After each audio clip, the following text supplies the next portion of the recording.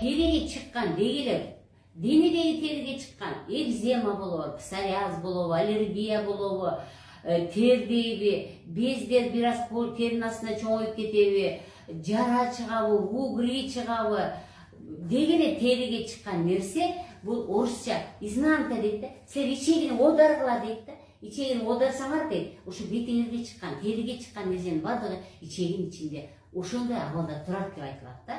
Демек, кимдин бетине угри чыгабы, жара чыгабы, денесинен ириң агабы, дегене мен башында азыр айтып кеткен нерсе теридеги өзгөрүүнүн бардыгы бул ичегинин ичиндеги жашап жаткан микробтардын айынан, ичегинин ичи ошондой язва, эрозия, жара болуп кетет.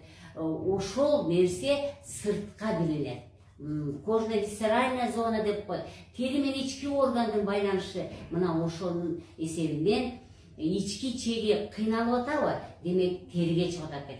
Теридеги өзгөрүүнү көрүү менен биз ички чегилерди, жон чегилерди дарылоого чоң жардам беребиз.